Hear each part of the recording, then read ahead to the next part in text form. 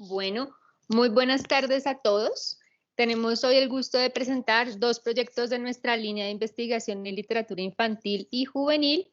Actualmente dentro de la línea se cruzan varios intereses. Por un lado tenemos la creación literaria infantil, por otro lado tenemos la oralidad, la memoria histórica, esa psicologización en la literatura infantil en América Latina y las interacciones entre el juego y la literatura infantil. La línea está conformada por Ana María Botero, Laura Barón, Camila Moreno y Diana Gamboa. Esta sesión se titula Memoria histórica y tradición oral en la literatura infantil y juvenil. En el inicio del evento se realizará una introducción teórica al tema a cargo de Camila Moreno. A continuación tendremos la ponencia Memoria histórica en la literatura infantil y juvenil sobre la violencia política y social en Latinoamérica, a cargo de Laura Barón. Posteriormente, realizaremos la lectura y presentación de algunos fragmentos del libro álbum El Pozo de los Ratones de Pascual La Corona, a cargo de Diana Gamboa. Y finalmente, a propósito de la lectura de Ana María Botero nos presenta su ponencia Tradición oral latinoamericana y literatura infantil, análisis comparativo entre dos ediciones del Pozo de los Ratones. Entonces, para iniciar, tenemos la introducción teórica a cargo de Camila Moreno. Hola a todos, buenas tardes. ¿Es la tradición oral la real de nuestros pueblos o esta se ha visto modificada por las culturas de las industrias del ocio o por los cambios sociales que en su afán de cambio censuran? Para poder empezar a cuestionarnos sobre lo que conocemos desde la literatura como tradición oral, hay que empezar por comprender su significado. ¿Qué es narración oral? ¿Qué es memoria? La oralidad y las escrituras son dos formas literarias de entender el universo que aunque en estos últimos siglos se han dado al mismo tiempo, a menudo crecieron ignorándose, sin prácticamente mezclarse, porque la narración oral forma parte de una sociedad que entiende la palabra no como pensamiento, sino como acción. A través de la palabra no se cuestiona el mundo, es el poder de hacer cosas. Esta está dirigida a una comunidad que no conoce la palabra impresa como forma de retener la narrativa para poder recordar, más allá de la capacidad memorística del narrador. Las narraciones orales tienen una serie de características o fórmulas que permiten su memoria, su repetición oral, como el ritmo, elementos repetitivos, paráfrasis, comodines, que permiten la conexión entre el emisor y el receptor, y así este último se apropia de la palabra y repite su narración. Pero este texto no es fijado, queda abierto a transformaciones que pueden llegar a diferenciar cada versión, y el argumento puede variar de un mismo cuento a otro en función de las circunstancias histórico-sociales de cada comunidad a donde llega el narrador. Hay una gran riqueza en esta narración oral, porque no es única, no es privada, es pública, es de la comunidad, enriquecida por cada uno de los individuos que la narran para mantenerla viva. Pero ¿qué sucede cuando la narración oral, cuando esta memoria se decide escribir? Las historias narradas a través de la oralidad y las escritas solían ser contadas para diferentes públicos, pero en algún momento esta oralidad empezó a interesarle al mundo letrado, porque la consideraban parte de la memoria popular que debía llegar a todos lo digo entre comillas. El narrador cambia y a pesar de ser un escritor, y pasa a ser un escritor, que es de una clase social diferente al del narrador social, y comienzan los filtros ideológicos, como la unificación de una cultura donde la más fuerte domina o absorbe las otras. Y si esto no se logra, comienza la censura que selecciona qué se debe contar y qué no. Un ejemplo de esto es lo que dice Pisanti de la intención de Perrault. Perrault tomó los relatos de tradición oral del pueblo, pero las adaptó al gusto sofisticado de los cortesanos, lo cual nos muestra ese cambio social a quien está dirigido la narración. Y son quienes eran, al menos parcialmente, los destinatarios de su primera versión. Después veremos que sus versiones empezarán a dirigirse a un mundo infantil. Esto nos muestra el cambio histórico-social de la comunidad en la que piensa el narrador, lo cual podemos encontrar en común con la narración oral, pero al ser escrita solo se toma una versión, borrando todas las anteriores. ¿Qué ocurre cuando algunas narraciones orales se introducen en la literatura para niños adaptándose a un nuevo público?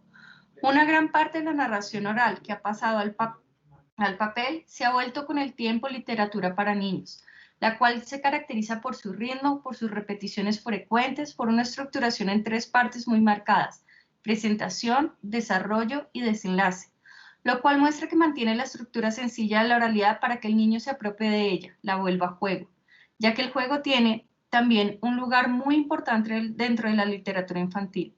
Esto puede estar presente tanto en el teatro como en los cuentos narrativos y en la poesía, y puede entenderse como evasión de la vida diaria. Sin embargo, sugiere un proceso de reflexión de la misma y espontaneidad. Teniendo en cuenta la característica del juego, nos damos cuenta que el género que más se ha tenido en cuenta de la narración oral para volver la literatura infantil es el fantástico o el juego maravilloso, por su capacidad de crear nuevos mundos que nos evaden de este.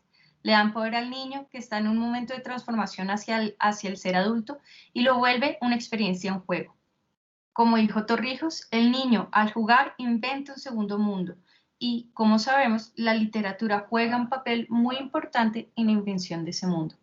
Entonces, ¿cómo influyen estas transformaciones de las narraciones orales en el imaginario colectivo? Actualmente, si una parte de la narrativa de tradición oral se ha salvado, ha sido gracias a la escuela, pero esta ha pasado por muchos filtros, dejando algunas olvidadas y otras han cambiado los motivos y sus personajes han sido repensados. Por lo tanto, ¿aún podemos llamarlo tradición oral en la literatura infantil? ¿Será que a pesar de sus cambios y pérdidas en el camino, esta mantiene su esencia? No pretendemos responder las preguntas, queremos invitarlos a que se cuestionen y se acerquen a esta literatura desde la perplejidad y la búsqueda del enigma, que nos invita a rescatar al narrador público, que se alimenta de su público para no quedarse con la versión única y así realmente descubrir el relato oral y cómo este puede entrar en juego con el mundo infantil, porque el folclore tiene una importante incidencia en la literatura infantil. De ahí debemos partir si queremos conocer el significado y la función de la literatura para la niñez. Esto se debe a que los primeros relatos considerados infantiles, relatos tipo los de Perrault en el siglo XVII o los cuentos de los hermanos Grimm del siglo XIX, parten de la recopilación de historias orales. Además, la lírica infantil, el teatro y el cuento, géneros primordiales dentro de la literatura de tradición oral, parten del mismo lugar. Igualmente, es importante tener en cuenta que los niños viven el folclore mucho antes de aprender a leer y escribir. Lo viven desde las canciones de cuna, pasando por sus juegos y retahílas.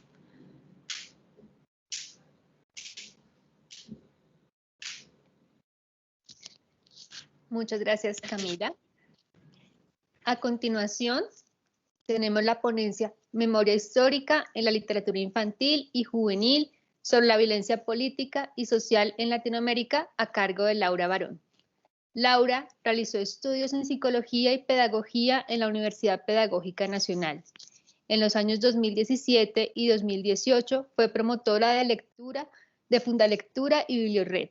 Durante el año 2019 fue promotora de lectura en la Filbo en la alianza con la Secretaría de Bogotá. Sus prácticas educativas y profesionales se han centrado en las problemáticas de lectura y escritura con niñas, niños, jóvenes y adultos mayores. Su trabajo de grado en investigación se centró en las narrativas de los niños involucrados en el conflicto armado colombiano a partir de la literatura testimonial. Hizo parte del equipo de practicantes de la Defensoría del Pueblo en la Casa de los Derechos de Altos de Cazucá, en el municipio de Soacha, Colombia, lo que le ha posibilitado realizar un acompañamiento y un trabajo con adultos mayores afectados por el conflicto armado colombiano. Realizó un intercambio académico en México, Chiapas, en el año 2019. Asimismo, ha participado en distintas jornadas de formación, talleres y conferencias centradas en la literatura infantil y testimonial. Actualmente hace parte del semillero de investigación de la Universidad Javeriana en la línea de investigación de literatura infantil y juvenil latinoamericana y participó en el taller Pedagogías para la Paz, la Reconciliación y la Vida de la Secretaría de Víctimas, COPAS, Uniminuto. A continuación, Laura Barón. Buenas tardes a todas y todos. La presentación del día de hoy se titula Memoria histórica en la literatura infantil y juvenil sobre la violencia política y social en Latinoamérica. El presente trabajo se centra en algunas de las relaciones que existen entre literatura infantil y juvenil y la construcción de memoria histórica en Latinoamérica sobre los acontecimientos de violencia política y social. Para ello, se hace un breve acercamiento a la historia de la literatura infantil y juvenil y su incidencia en el campo de la memoria histórica en Latinoamérica. En este sentido, se exponen algunas obras de literatura de los países de Argentina, Uruguay, Chile, Colombia y Cuba enfocadas en sucesos de violencia política y social en la construcción de memoria histórica. Prefacio. Acercamiento histórico a la literatura infantil y juvenil. La literatura infantil y juvenil ha tenido diversas transformaciones a lo largo de la historia. Esto en parte por los mismos cambios que se han generado en los contextos en los cuales ha emergido. En este sentido, las aproximaciones históricas se desarrollaron en distintos puntos de tensión, entre los cuales se encuentran los cambios de perspectiva que se han estado gestando dentro del campo de la literatura infantil y juvenil, entre los que se encuentra en un primer momento el enfoque de la literatura centrada en la tendencia fantástica. Paralelo a ello, se desarrolla una de las grandes discusiones acerca de los libros enfocados exclusivamente en la pedagogía y los valores educativos en contraste a las nuevas formas de mirar la infancia. Desde un distanciamiento de los métodos de obediencia y bondad, surge de esta forma un deseo por concienciar a los lectores sobre el mundo que los rodeaba. Si bien aún muchas de estas obras se suscriben al plano de la fantasía, se empezaron a expresar nociones de denuncia. Se postula un basta a los parámetros de protección al niño. Asimismo, se empiezan a desarrollar en la literatura temas hasta entonces censurados, tales como la muerte, el sexo, la defensa de las minorías y la crisis de valores en la sociedad contemporánea. En este sentido, concientizar a los jóvenes sobre las realidades políticas en otros países y mirar el mundo más allá de lo que lo rodea, allí se retoma el papel activo del niño en los fenómenos sociales y culturales. Las obras de literatura se centraron en mostrar esta nueva realidad. Por otra parte, algunos autores se enfocan en la exploración de la imaginación infantil y han entregado a los niños cuentos llenos de humor que rompen las convenciones del mundo de la lógica, cargados de fantasía, devolviéndoles formas muy bien estructuradas de su propio imaginario, por medio de la simbología de la literatura infantil. En esta perspectiva se señala que la literatura infantil y juvenil moderna desarrollan temas explorados a partir del universo emocional, cotidiano e imaginario de la temprana infancia. La amistad, la relación con sus padres, los miedos, el temor a ser abandonados, el juego, las relaciones afectivas y las relaciones familiares, entre otros. La literatura infantil y juvenil se ha encontrado permeada por las distintas transformaciones que han suscitado a nivel histórico y social. Con base en ello, han surgido distintas tensiones sobre las formas en las cuales debe producirse esta literatura. En este sentido, se ha generado una lucha constante entre los componentes y elementos que configuran la misma. Para ello, es fundamental comprender la literatura infantil y juvenil como un campo interdisciplinar e intertextual en el cual confluyen diversos lenguajes, en especial de relación artística, tales como la música, la danza, el cine, entre otros.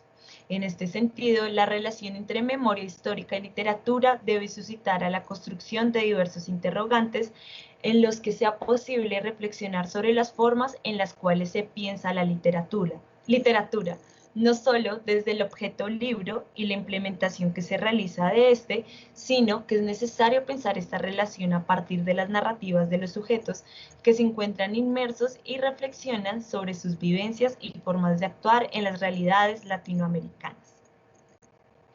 Literatura infantil y juvenil. Memoria histórica en las narrativas latinoamericanas. Lucio me abraza por detrás. ¡Ey! Me dice, hay tantos caminos en el mundo que jamás se cruzan. Podrías no haberlos conocido nunca. Siento sus brazos fuertes a mi alrededor. Tiene razón. Quiero celebrar que el amor entre Carmen, Marito y yo haya existido. Quiero celebrar que hayamos encontrado a Ariel. Doña Ángela está sentada en el muelle. Tiene las manos apoyadas en el bastón de madera que le talló Lucio. Me arrodillo frente a ella. La abrazo, me hundo en su pecho blando y tibio y aprieto la mejilla mojada contra su cadenita. Me siento a su lado y apoyo mi mano sobre la suya. El calor de mi mano rodea el calor de la suya. Doña Ángela tiene la mano áspera como la de Carmen. Se la envuelvo con la mía y es como envolver una piedra. Lo encontramos, dice. Lo encontramos. La piedra aplastó la tijera. Fragmento del texto Piedra, papel o tijera de Inés Garland. La memoria se desprende de este testimonio, de esta experiencia, de este relato vivo, como ocurre exactamente con las memorias colectivas de los grupos. Se alimentan de lo vivido, de las personas que en ellas han participado o significado. En el entendido de las memorias son procesos subjetivos anclados en experiencias y en marcas simbólicas y materiales, que involucran recuerdos y olvidos, narrativas y actos, silencios y gestos, saberes y emociones, huecos y fracturas.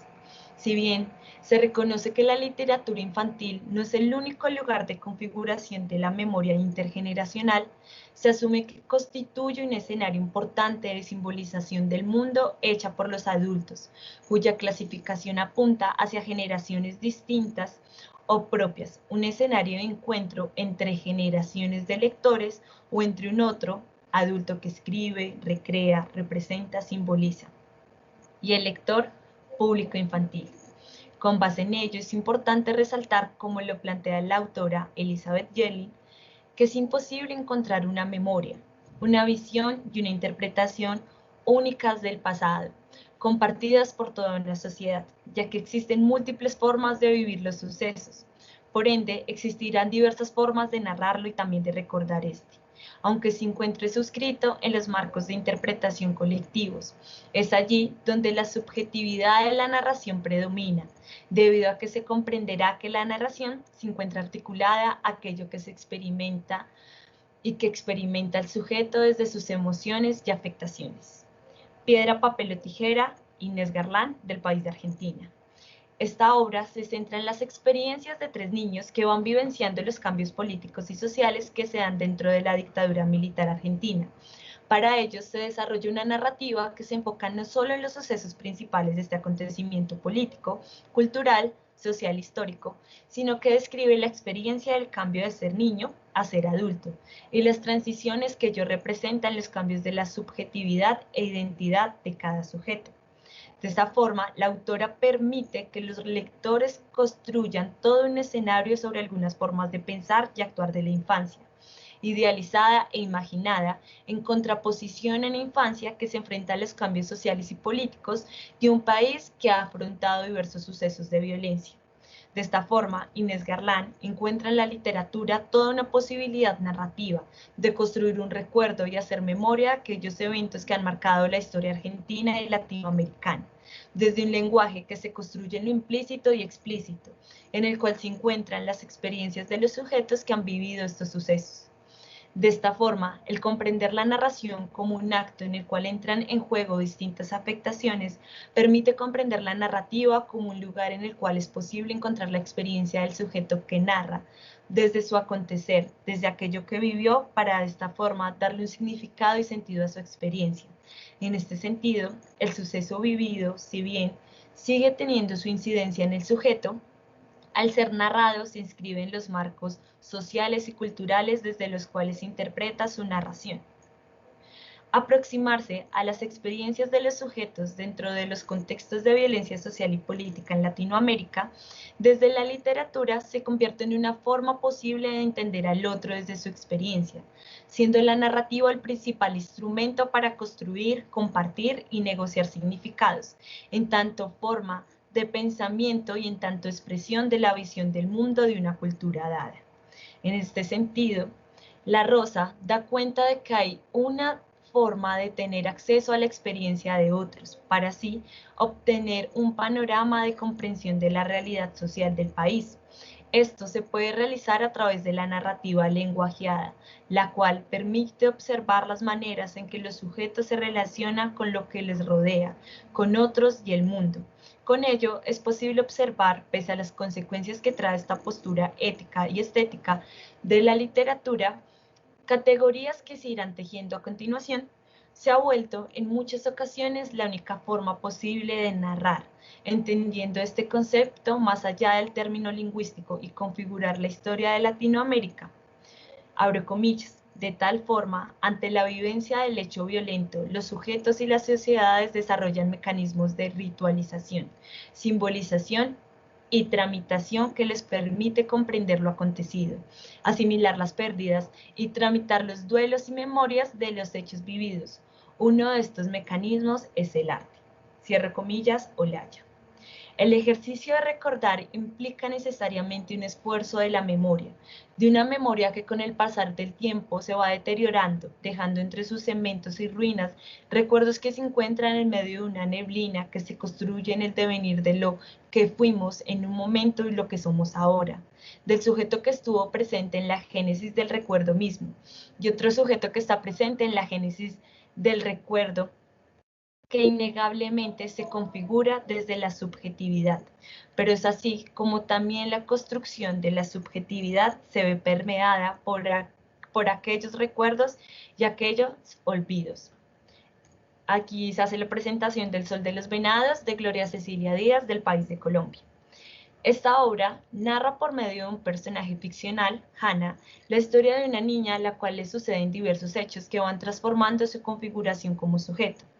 Se resalta esta obra porque posibilita, desde el lenguaje narrativo, abordar diversos temas como la muerte, la violencia, la política, entre otros temas que en la actualidad se han transformado en temas que se consideran no son propios de la etapa denominada infancia, pero no por ello dejan de ser temas existentes en las realidades de los niños y niñas. Es allí donde la literatura infantil y juvenil permiten ser uno de los lenguajes que posibilitan desde los marcos simbólicos el tejido de narrativas que son solo posibles en el mundo de la literatura.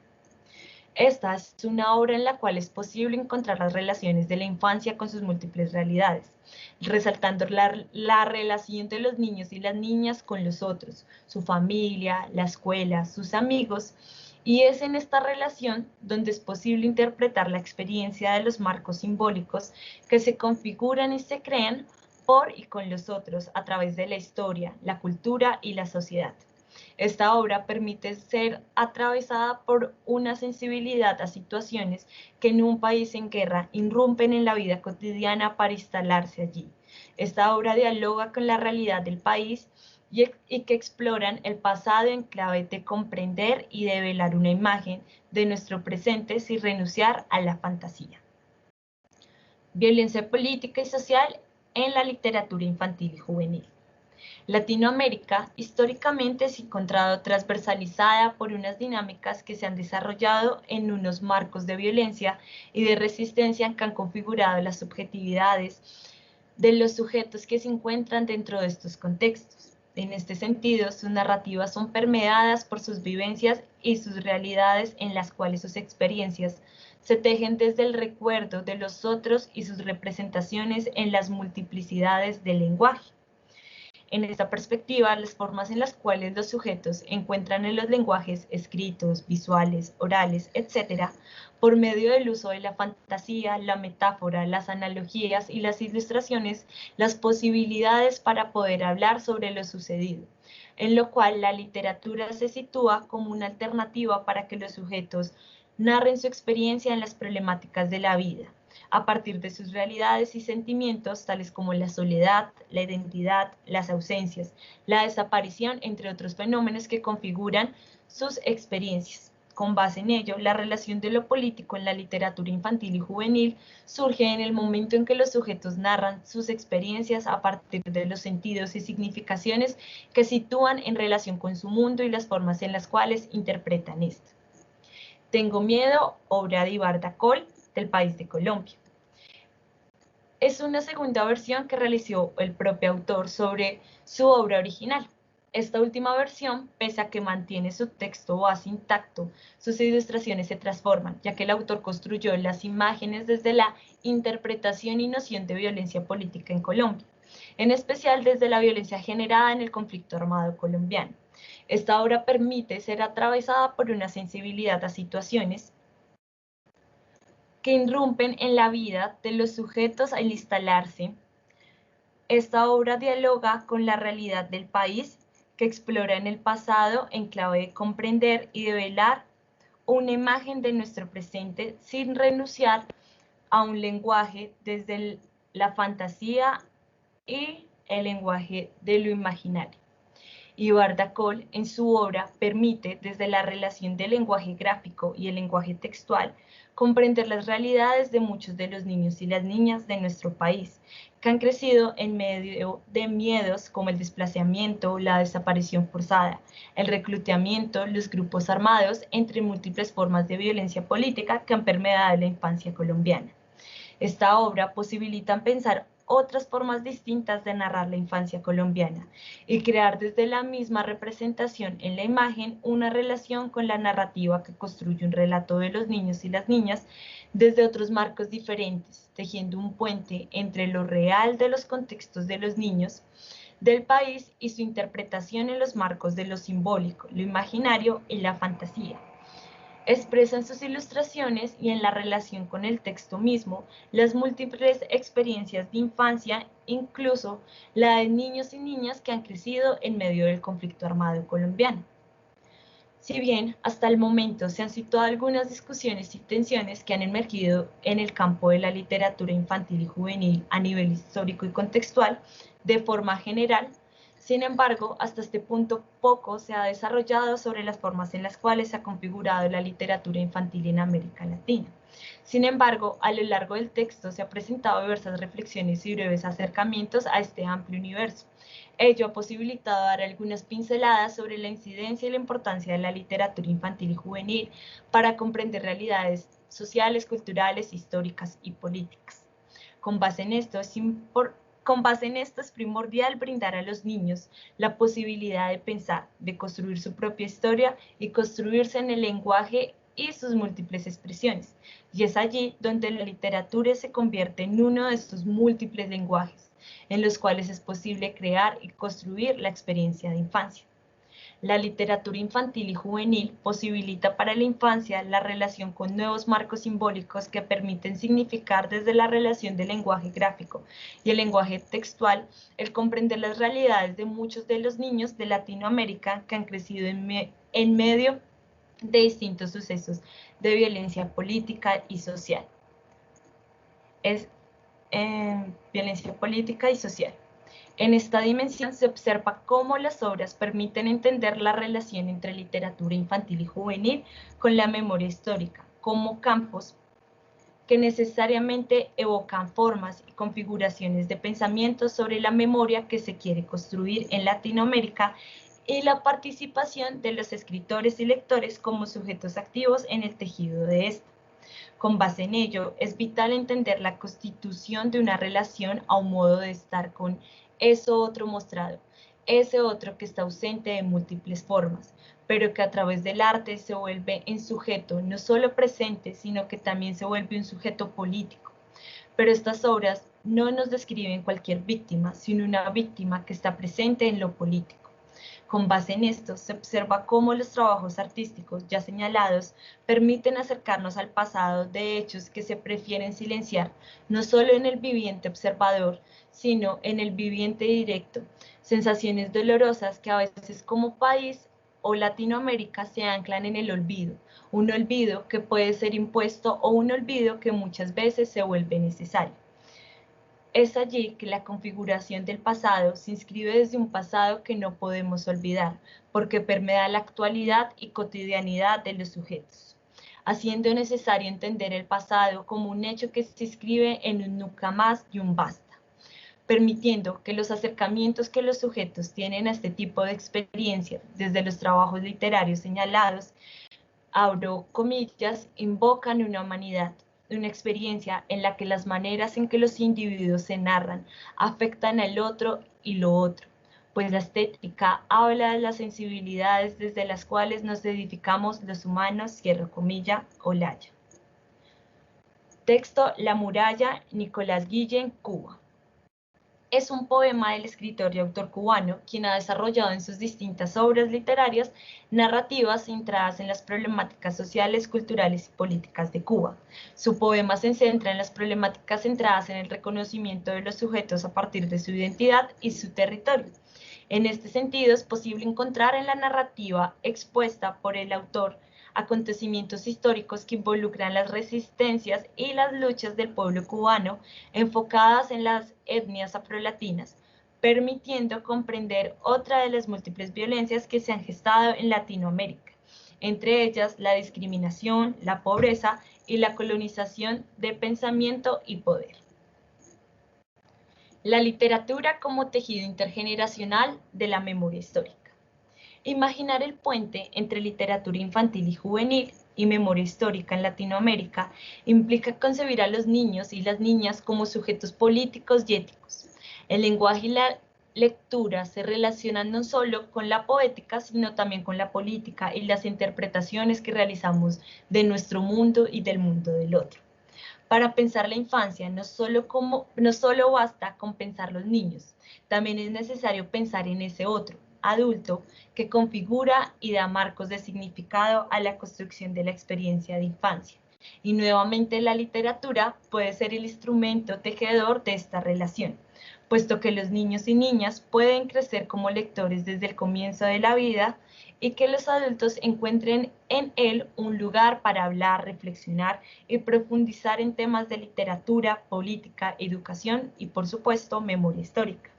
Si bien se reconoce que la literatura infantil y juvenil no es el único lugar de configuración de la memoria intergeneracional, se asume que constituye un escenario importante de simbolización del mundo hecha por los adultos, cuya clasificación apunta hacia generaciones distintas a la propia.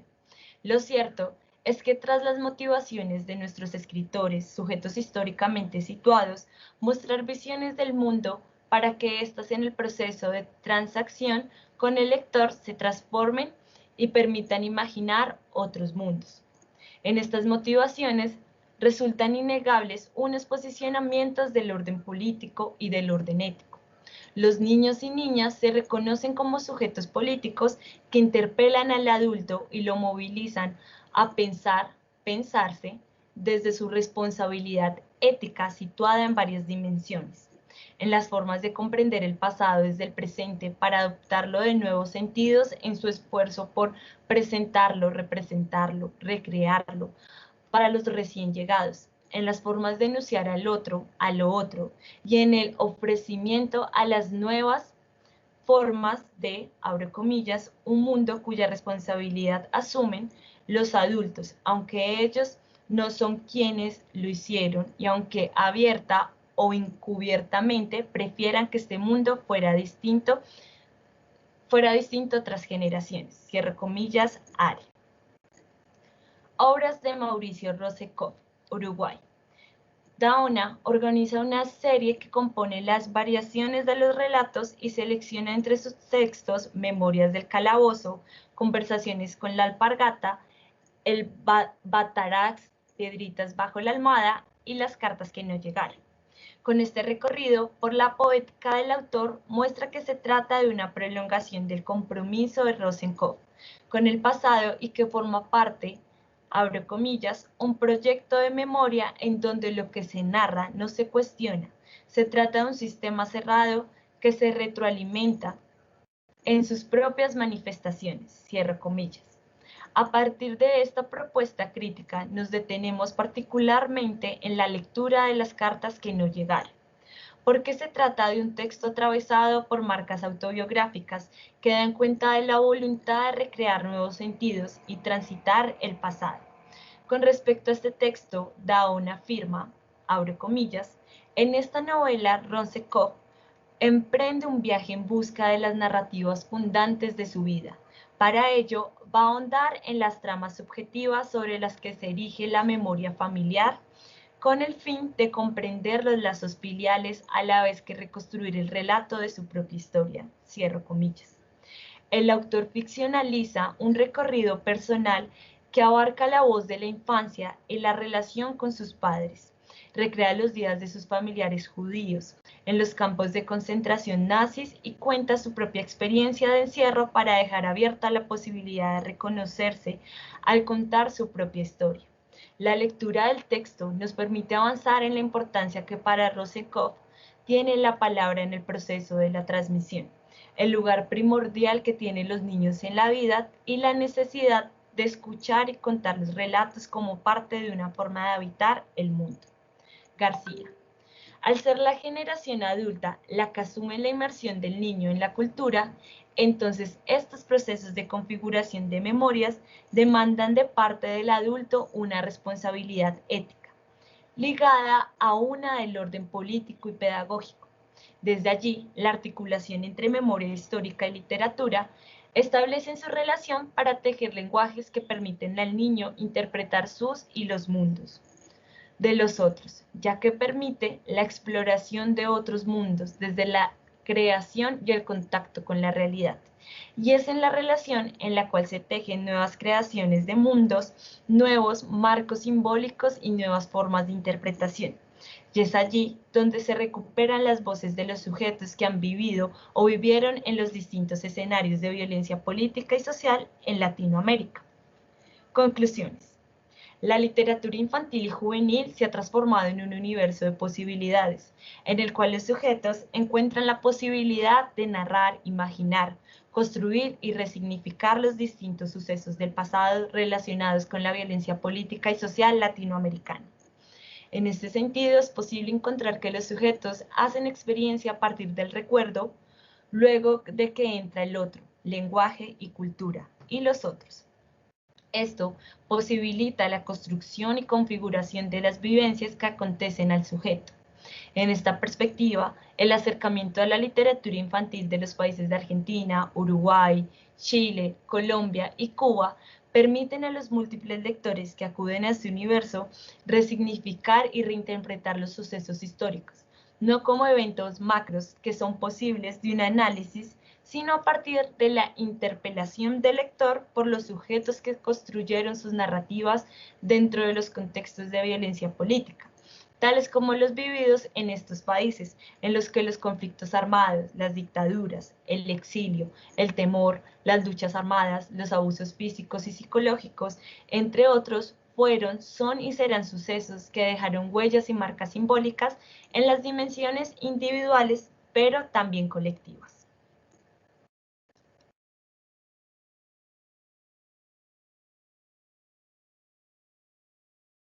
Muchas gracias, Laura. Gracias. A continuación, tenemos la lectura y la presentación de algunos de los fragmentos del libro álbum El Pozo de los Ratones de Pascuala Corona.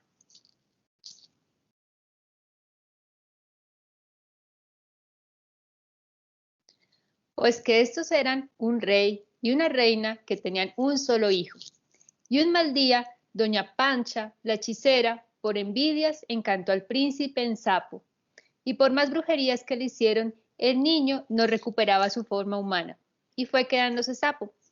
Así pasaron los años, hasta que creció y le vino en gana casarse, pero como era sapo, ninguna muchacha lo quería. Que los reyes buscaron novia para el príncipe sapo, y que el herrero convenció a su tercera hija de que se casara con el sapo, diciéndole: tú cásate y verás, a poco lo matas y recogemos la herencia. Pero lo distinto estuvo en que al sacar la niña el machete para matar al sapo, se fijó en el lema que traía, y al ver que decía: soy amigo de los buenos y castigo de los malos, comprendió que no debía matarlo. Pasado el tiempo, volvieron los reyes a buscarle novia al príncipe sapo, y el herrero convenció a su segunda hija de que se casara con el príncipe, diciéndole como a la primera: tú, cásate y verás, a poco lo matas y recogemos la herencia. Que los reyes buscaron novia para el príncipe sapo, y que el herrero convenció a su tercera hija de que se casara con el sapo, diciéndole: tú, cásate y verás, a poco lo matas y recogemos la herencia. Pero lo distinto estuvo en que al sacar la niña el machete para matar el sapo, se fijó en el lema que traía, y al ver que decía, soy amigo de los buenos y castigo de los malos, comprendió que no debía matarlo. Le formaron juicio y la niña en balde se defendió.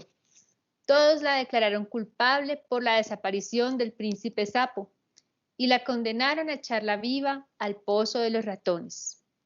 Cuando llegó la hora de que se cumpliera la sentencia, le preguntaron cuál era su última voluntad. A lo que la niña, que nada tenía de tonta, contestó, que me echen al pozo con todo y mi gatita. Y su deseo le fue concedido. La echaron de cabeza al pozo con todo y la gata vieja.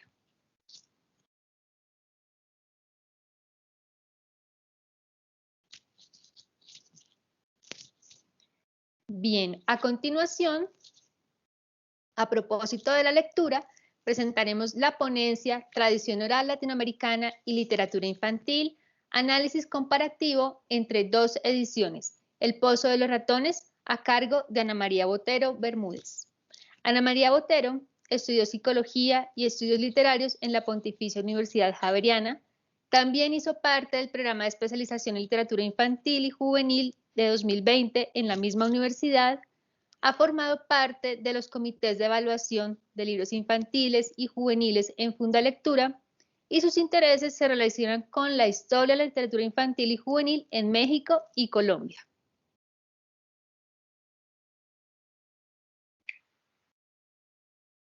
Bueno, un cordial saludo para todos.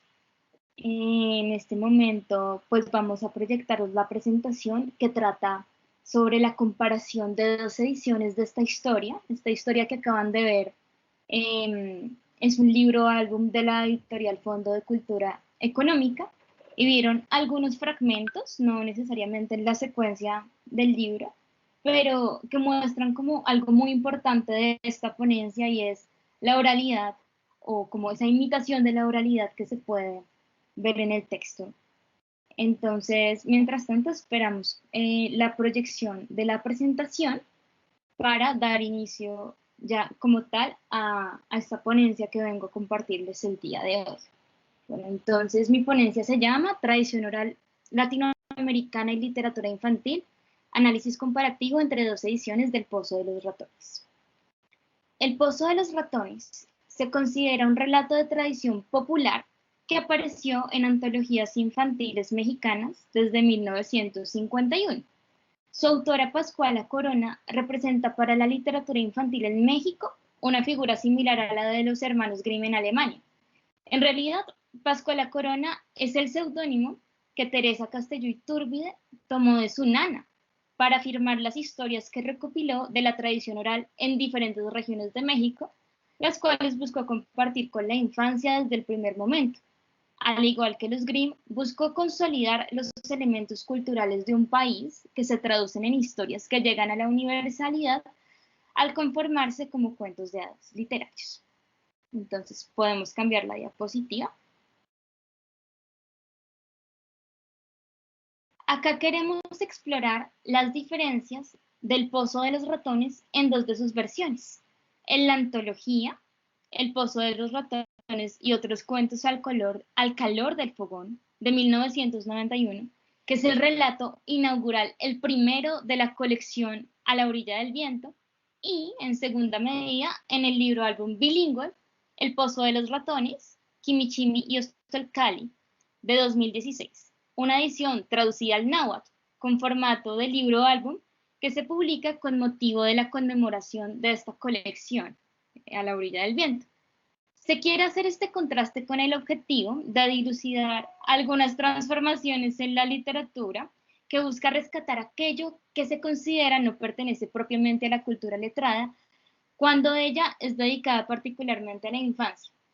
Siguiendo a Austria González, en América Latina, emular la oralidad en un formato escrito puede considerarse como una práctica cultural que busca darle un lugar a lo alterno, a lo otro, a lo excluido del canon, pero ¿cómo tiene lugar esta práctica cuando su lector implícito es un niño o niña y cómo ello se ha transformado a través del tiempo. Siguiente. Cabe iniciar por anotar que en el argumento de la historia, es decir, un príncipe convertido en sapo que desaparece y una niña condenada injustamente a ser devorada viva por ratones en un pozo, no hay algo que remita con particularidad al contexto mexicano. Es en su forma, en la emulación de la oralidad, en lo que Óscar González denomina oralidad ficticia, es decir, los recursos literarios que hacen posible que el lector sienta que oye o que escucha un relato, lo que remite a una cultura popular particular. De igual forma, los paratextos como la portada, dedicatoria, prólogo y adiciones al texto realzan y construyen un poco más la tradición oral mexicana que la sola historia por sí misma, al igual que apelan directamente a la audiencia que se esperaría fuese receptora de la obra, en este caso de los niños o niñas. ¿Listo? Un rasgo común de ambas ediciones es que refuerzan la importancia del relato popular. Ambas conservan el texto bajo el sello autoral de Pascuala Corona y permiten la supervivencia del cuento en su formato literario, apelando de muchas maneras a la oralidad. Sin embargo, son relatos que han pasado por un proceso editorial. Son producciones escritas en las que autores y equipo editorial han incidido sobre la ideología, definido la línea narrativa y su forma. Son cuentos de hadas literarios que se destacan por elementos como su estructura compacta, breve y lineal, y siguiendo a Brenda Bellorín, también por transformaciones que se ajustan a nuevos contextos sociales, a nuevas directrices de una línea editorial o a nuevos lectores. De ahí la importancia de contrastar las dos ediciones.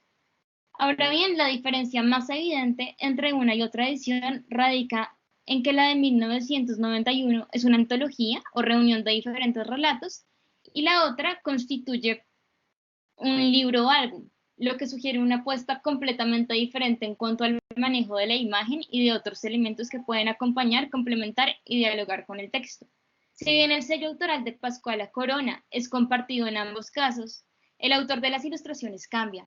Es Blanca Dorantes en la antología y David Daniel Álvarez en el libro o álbum, edición que además cuenta con la traducción al náhuatl de Mardonio Carballo, por lo que la edición de 2016 jugaría con una variedad más amplia de lenguajes, al usar la imagen como contestación al texto e incorporar una lengua nativa, tanto en su versión escrita como sonora, a través del código QR. A continuación enunciaremos algunas de las diferencias. El siguiente. Invitaciones de los textos. En primera medida, cabe apelar a las invitaciones de cada una de las ediciones a los niños. En la antología de 1991 se presentan al cerrar el texto 3 recetas de platos típicos mexicanos, la de los tamales, la del atole y la de la preparación de la olla o bote. Esta invitación es en realidad un llamado a escuchar las historias de las personas con las que se compartirían los tamales o el atole, tal como sucede en la antología. Asimismo, puede interpretarse como una intención por fortalecer comunidades. Textualmente dice, si ustedes lectores van a una hacienda y quieren oír contar a los rancheros, inventen hacer tamales, que al cabo, mientras se cuecen ya ven que hay tiempo. Aquí tienen la receta. Página 91. De otro lado, en el libro álbum, en la contraportada, también se presenta una invitación a escuchar, pero en este caso se trata de escuchar la historia, aquí trabajada desde su narración en una lengua nativa, en náhuatl, con la intención de enfatizar en las posibilidades de aproximación a ella. Esto se logra mediante la intermedialidad al presentar un código QR que remite a un archivo de audio en el que se encuentra la historia en lengua náhuatl. Listo, siguiente diapositiva. Rostro y voz del autor. Para establecer las diferencias entre la voz autoral entre una y otra visión, cabe apelar a las dedicatorias y por otro lado a la manera de presentar el relato. Así pues, en cuanto a las dedicatorias, para el caso de la antología tenemos dos, una por parte de la autora y otra por parte de la ilustradora, en donde se evidencia una relación particular de ellas con el público infantil. En contraste, el libro álbum no presenta dedicatoria alguna, y a pesar de que pertenezca a una colección de literatura infantil, este guiño a la particularidad de su público o a la afinidad de sus autores o narradores frente a los niños no se hace explícito, al menos de forma textual, Por consiguiente, no parece existir alguna intencionalidad de dar un rostro al autor o narrador que le habla a los niños, como sí sucede en la antología. Pensemos ahora en la manera de presentar el relato. En la antología se presenta un marco narrativo previo en el que la narradora global, la abuela Pascuala, le habla a su público lector sobre sus recuerdos alrededor de las historias que eran narradas mientras los tamales se preparaban al calor del fogón. Se trata de una narración marcada por la nostalgia. Entonces, ir a la siguiente. En México, los niños de ayer teníamos las vacaciones en diciembre y enero. Recuerdo que al amanecer nos despertaba el alabado, oración cantada por campesinos cuando se dirigían a sus labores. Todos nosotros nos sentamos entonces a esperar a que los tamales estuvieran listos y para entretenernos, cada uno de los que estaban allí contó un cuento. Se los voy a contar tal y como los recuerdo. Ese es el preámbulo de los relatos de la antología. Es una narración que se constituye como fidedigna de un recuerdo en el que distintos narradores de historias tienen lugar y en donde se apela no solo al contenido de sus relatos, sino a su particular manera de hablar y narrar. Encontramos la voz de una viuda, de una galopina, de una costurera, de un caporal y un caballerango, entre otros, quienes a su vez dan voz a los personajes de sus propios relatos. En contraste, el libro álbum bilingüe mantiene un solo narrador, aunque este se vuelve dual al presentarse en dos lenguas. Sin embargo, el relato se introduce realmente desde el lenguaje visual, mediante las imágenes que abarcan las guardas, el título y la información legal del libro. En la primera página, en donde sale el título del libro en español en rojo y en náhuatl en negro, aparece la tercera hija del herrero con ratones en las trenzas y expresión de tristeza. Por otro lado, en la página de la información legal del libro salen las tijeras, un elemento que no se menciona con especificidad en la versión textual de Pascuala Corona y que en el libro álbum constituye el arma con la cual se destruye a la bruja. Esto nos remite al importante lugar que adquiere en el libro álbum la tercera hija del herrero, enfatizando en los personajes por encima de los narradores, en contraste con la antología, en donde el narrador tiene nombre y un lugar relevante. Por otro lado, la imagen y su contestación al texto se vuelve fundamental para comprender la propuesta del álbum. Siguiente. El siguiente punto es el uso de la imagen. Por su lado, las imágenes de la antología tienen dos funciones. Una, condensar diferentes elementos de cada historia, incluyendo en una sola ilustración varios personajes y referencias al cuento, de forma que la imagen sirva como representación en conjunto de la totalidad del relato o en algunos casos de sus momentos más representativos. Así sucede en el caso del Pozo de los Ratones, en cuya imagen se incluye al sapo, a la hija del herrero en el palacio, a la gata, a la bruja volando en su escoba y a los ratones, haciendo referencia al momento en donde el sapo y la princesa viven juntos antes de que el príncipe sea raptado. Y en segunda medida, estas imágenes representan a los narradores de cada historia y permiten ver sus trajes típicos, elementos de cocina que los acompañan o implementos propios de su quehacer cotidiano, como los hilos, las tijeras y las agujas en el caso de la costurera, o las cerraduras y espuelas en el caso del caballerato. Así encontramos que mientras en la antología la imagen refuerza, condensa el relato escrito y caracteriza a sus narradores, en el álbum la imagen contradice o se complementa con el texto para dar paso a la duda sobre lo escrito y permitir que otra historia, que no se reduce al mundo creado desde la textualidad, sea aprendida a través del complemento entre ambos lenguajes. Entonces podemos pasar. Para explicar mejor el punto anterior, haremos alusión a algunos ejemplos en que la imagen del álbum permite precisamente abrir las posibilidades interpretativas. Para empezar, la forma de representar al sapo no es convencional. El príncipe es representado con espinas en el rostro, más no como un animal. Y esto permite establecer la pregunta, ¿era realmente un sapo? ¿Cómo se podría entender el hechizo de Doña Pancha? Por otro lado, cabe apelar al final. Si bien es feliz desde el texto, entre comillas, allí todo fue felicidad, a los ratones los dieron un banquete de puro queso.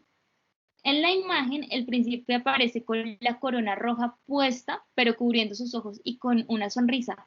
Pero la princesa, es decir, la tercera hija del herrero, nuevamente presenta, como en la portada, es decir, en la primera página del libro, una expresión de tristeza en el rostro. Cabe preguntarnos entonces en qué medida fue un final feliz. Sí, siguiente diapositiva. Entonces, ahora vamos a explorar el lugar de la traducción y los colores en el libro álbum. Por un lado, Cabe apelar al bilingüismo del libro álbum, conforme a estudios del náhuatl y sus relaciones con el español, como el de Flores Farfán. Se sugiere que la traducción de Mardonio Carballo se subsume a las lógicas del español y busca representar el relato oral en su oralidad ficticia sin introducir nuevos elementos en la historia. Veamos cómo podría entenderse aquella subordinación del náhuatl frente a la versión textual de Pascuala Corona. Ya desde la traducción del título de esta obra se trasluda la influencia del español, Quimisimio Tolcali, donde el prefijo de la tercera persona posesivo y se describe como el su del español. Nótese también allí el tratamiento de una sola palabra con dos absolutivos, es decir, dos palabras, ostolcali, lo cual sugiere inseguridad lingüística con respecto a la unidad de la palabra misma. Esta fue una cita del estudio de Flores Farfán, página 194. Así, para Flores Farfán, la traducción de Mardonio Carballo denota un apego al español y cierto temor de representar las palabras en náhuatl con mayor libertad y autonomía. En otras versiones escriturales del náhuatl, los posesivos no se separan de los sustantivos que anteceden. En el libro álbum, concretamente expresiones como Isiwa, su mujer, Kipiayan, los tienen, o Icone, su hijo, podrían tener una traducción más cercana a la lógica del náhuatl al ser representados como Isigua, Kipiayan o Icone, pegado. ¿De qué nos habla este hecho? Puede representar, si bien un indicio de un lector implícito con lengua materna español, un esfuerzo por renovar la escritura del náhuatl y mermar las condiciones sociolingüísticas que lo ponen en desventaja frente al español, a pesar de que paradójicamente esto se logre con ciertos calcos y con sumisión frente al mismo. Esta siguiente diapositiva.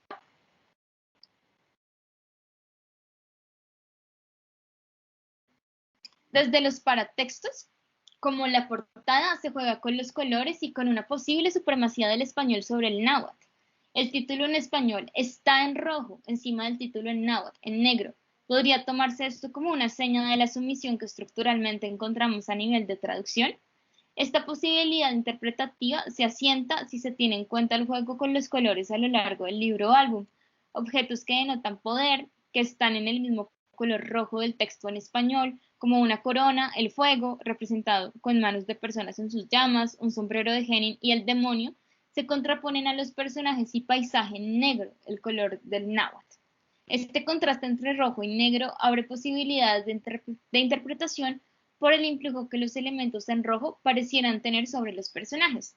De ahí que pareciera que el demonio en rojo fuese un elemento que se encuentra en el mismo nivel que la corona o el sombrero de genin, también en rojo, cuya función es actuar, no como personajes, más como elementos capaces de doblegar o cegar a los personajes en negro, ya que el español está escrito en rojo y la traducción en náhuatl parece doblegarse a la lógica del español. ¿Nos estaría hablando el texto desde estos detalles de cierta doblegación inconsciente? Y para responderlo, ¿no sería preciso conocer y explorar más esta lengua nativa, posibilitando para ella su uso y visibilidad, posibilitando incluso la crítica frente al código empleado para escribirla? Listo, y con esto podemos pasar a la siguiente diapositiva. Unas conclusiones que se enunciarán a continuación. La antología de 1991, El pozo de los ratones y otros cuentos al color del fogón, permite compilar diferentes relatos y en ella la responsabilidad social frente al oral se relaciona con la inclusión de personajes de diferentes orígenes como narradores. Es así como puede encontrarse una apuesta por la diversidad a la par que se propugna por narrar desde la oralidad ficticia, revitalizando así dichos y fórmulas comunes en diálogos cotidianos y enfatizando en el lugar del narrador como el de una mujer mayor que le habla directamente a los niños. De igual forma, hay una nostalgia por la vida en comunidad que quiere volverse a traer mediante la invitación a los niños a preparar recetas consideradas típicas de México y compartirlas con otras personas al contar historias. Es así como podemos encontrar un proyecto para la infancia relacionado con la inclusión, diversidad y la vida comunitaria. De otro lado, el libro álbum El pozo de los ratones, Kimishimi Yostolkali, de 2016, incorpora una narrativa visual que entra en constante relación con un texto, tal como compete al formato del libro álbum, que en este caso tiene la particularidad de estar escrito en español y en náhuatl, pudiendo generar un juego entre los dos textos y la imagen sin darle un rostro al narrador o sin profundizar en su lugar. En esta versión se resta el énfasis a la nostalgia de lo comunitario y se mantiene la responsabilidad social en asociación con la diversidad, esta vez manifestada en la presentación del relato en dos lenguas. El hecho de que una de ellas sea una lengua nativa demuestra la intención de revitalizar las lenguas indígenas y dejar ver en los títulos dedicados a los niños su existencia. Ahora, siguiendo a Nodelman, quien menciona en su texto de Hidden Adult que la literatura infantil varía conforme a lo que los adultos quieren que los niños necesiten. ¿Qué pretenden entonces los adultos con la publicación de ambas ediciones? ¿Qué quieren que necesiten los niños? Por un lado, en ambas ediciones se evidencia la narración de un cuento de manera distinta a las más globalizadas, al conservar la propuesta de oralidad ficticia. En ese sentido, se quiere que los niños necesiten conocer fórmulas orales que se han constituido como las más tradicionales de México para complementar una propuesta identitaria que le apuesta a la diversidad y al reconocimiento de maneras de narrar mexicanas o que se han constituido como tal.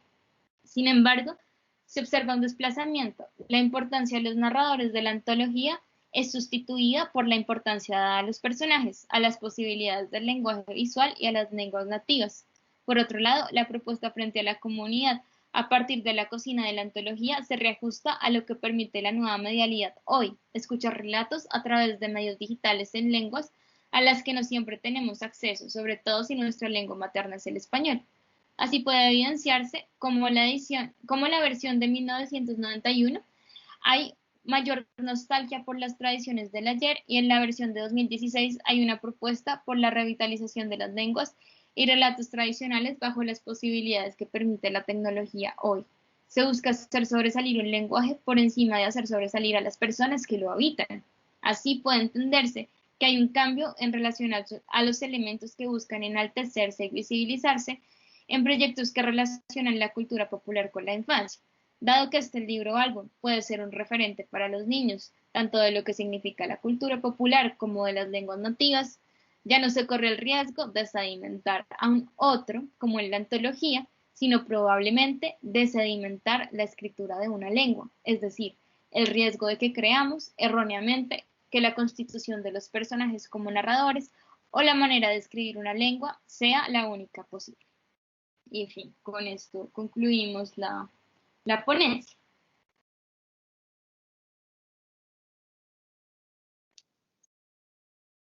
Muchas gracias, Ana María, por tu ponencia. Y con esto damos cierre a la sesión del día de hoy. Muchas gracias a todos y a todas.